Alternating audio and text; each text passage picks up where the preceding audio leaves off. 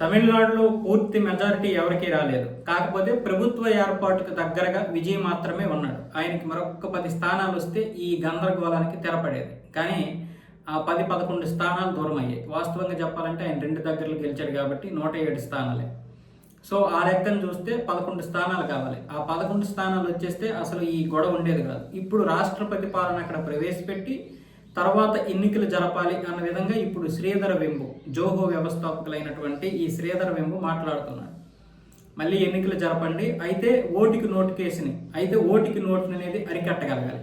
DMK, అన్న DMK లేకపోతే ఇంకే పార్టీలు అయినా సరే ఓటుకి నోటు ఇవ్వకూడదు. ఆ విధంగా మళ్ళీ పోటీ చేస్తే విజయ్కి అత్యధిక మెజారిటీ వచ్చే అవకాశాలు ఉంటాయి. అలాగే బీజేపీ కూడా ఎవరితో పొత్తు పెట్టుకోకుండా సపరేట్గా ఒంటరిగా పోటీ చేస్తే కొత్త అధ్యాయానికి తెరదీసినట్లు అవుతుంది. అన్న డిఎంకే కలిసి పోటీ చేస్తే అవి విజయానికి దగ్గరగా ఉండొచ్చు. ఒకవేళ విజయ్కి కనుక సరైనటువంటి స్థానాలు రాకపోతే అవి ప్రభుత్వాన్ని ఏర్పాటు చేయొచ్చు.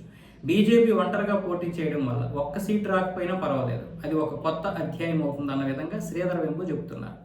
రాష్ట్రపతి పాలన ప్రవేశపెడితే మళ్ళీ అనేక విధాలుగా తలకాయ నొప్పులు ఉంటాయి. రాష్ట్రపతి పాలన అంత ఈజీ ఏమీ కాదు. రాష్ట్రపతి పాలన ఇప్పుడు మణిపూర్ లాంటి ప్రాంతానికి పెట్టారు, అంతకుముందు మన రాష్ట్రానికి కూడా పెట్టారు.